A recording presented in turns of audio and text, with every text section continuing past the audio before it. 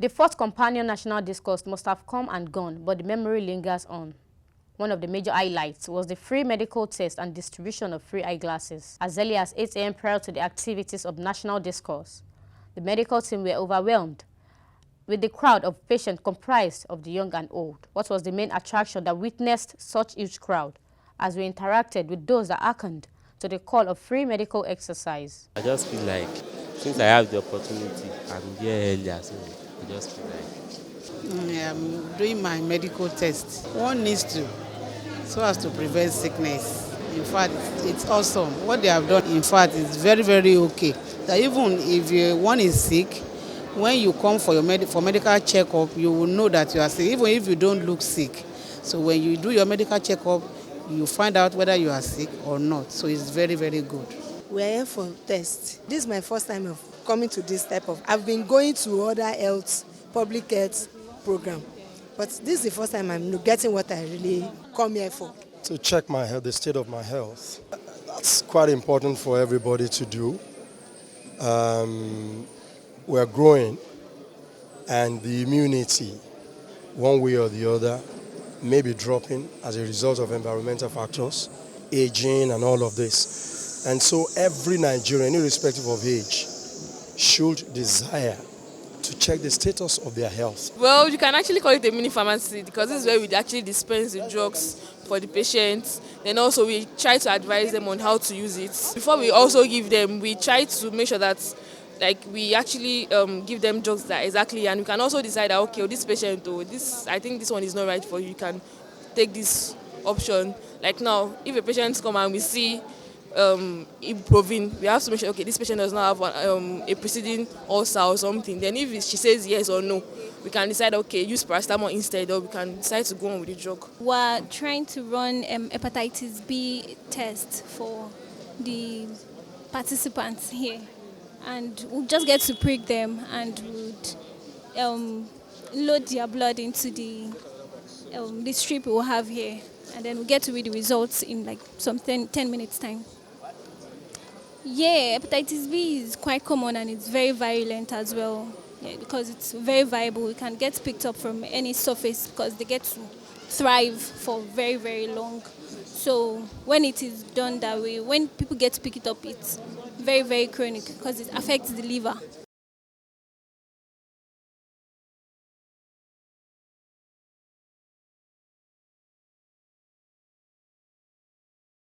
Coming on the heels of a successful fourth national discourse, the companion holds regular meetings, also called Joint Usrah, where all the zones in Lagos converge at the Lagos State Assembly Mosque jointly with the Criterion. At this forum, lectures are delivered on topical and contemporary issues by erudite scholars.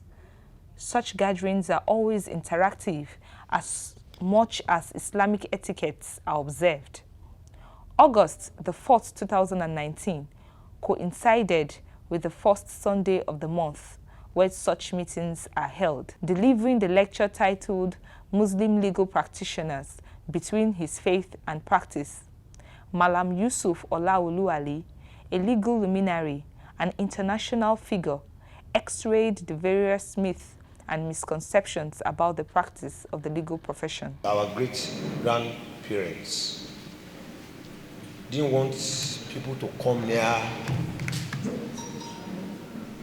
the profession of law, not practicing, not living the deen of Islam.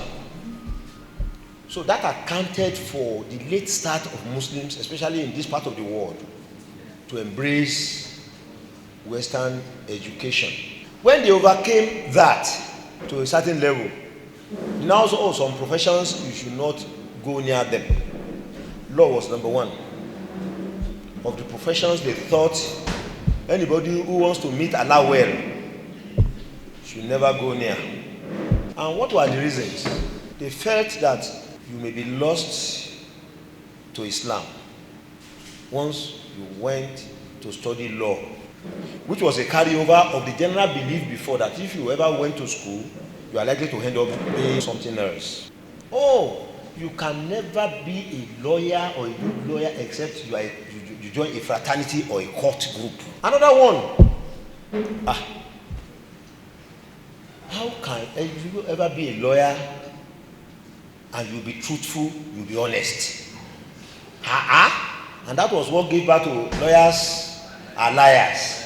If you are not going to lie, if you are not going to do this, if you are not going to do that, how will you be a lawyer? You will still be able to practice Islam the way you ought to practice it.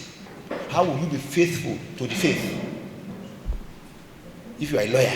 He made some comparative analysis with other professions, counseling against the unethical practices laced with some professionals. Once you lose your Islamic identity, if you are a teacher, you are going to be a crook. That's just the basic, that's the truth about life. Let's take the simplest work, which we think should be the thing where people should go, being a teacher. At any level, primary, secondary, university. Ordinarily, this work looks like a work that is meant to invite you to a dinner without any wahala. But from your experiences and my own experience, you know that many people, at least in this country, especially lecturers, many of them will go to Jahannam because of the way they do. Take sexual harassment. Lecturers perpetuate it. Yes, teaching is a noble profession on its own, but the way people practice it, and if you ever administer anything at university system, you will cry for this country. All the evils that are in the system, all the evils for which you blame politicians, scientific model of those evils are perpetuated in their institutions. That is scientific. Let's go to medicine. Saving life, that is the thing. But if you have an insight into the way medicine is practiced in our country,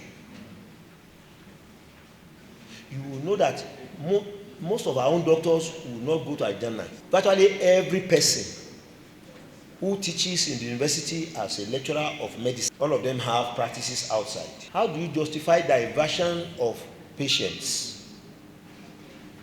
to private clinics? So I've gone to this level to let us see that a profession may not on its own lead into problem, but the approach, the way we practice it, is the bottom line that we must address. Mallam Ali also alluded to the Western practices drawn from Islamic tenets, like the Iddah period for the widow in Islam and the waiting period in the English law. This common law we practice, people tend to think its origin in Christianity. No. The law we practice today that we call common law is a combination of so many laws, including Sharia. And that's why I want people, when we say this is kufru, I said, look, I'll give you two examples. Mudaraba, trust. People will not call it by your own name, and you can't blame them. That's why they derive the concept of trust. If you want to divorce under English law, they give you 3 months and they do what they call decree nihil. It's the waiting period. They won't dissolve your marriage immediately. They will just say, we'll give you 3 months, go and look at whether that's... Where did they borrow that one from? So when people just make general condemnation, I just laugh. Well, maybe because our knowledge is, you know as much as you try. English law that we practice today is a combination of so many laws, including Sharia. But basically, English law was founded on the traditions of the British people. The very interactive forum elicited questions, comments, and contributions from the audience. I'm wondering if there's any law against some form of private legal studies. Is it possible, for instance, to have Laulu University or Laulu University of Legal Studies or law? Is there any law against such? The issue we should be talking about is who are the models that are going to be inspiring Muslims. And we see you as one of those models. They get to do something. Any form of school you want to set up, you must be licensed. Anybody who is serious about setting up a university today must have at least a war chest of 5 billion. At least it will scratch the surface. Mentorship is very important on religious issues. The brothers who now say everything is kufru, they were also mentored, but they fell into wrong hands. So So I quite honestly believe that we need mentorship, and it's very important. And I want to throw a challenge to a companion.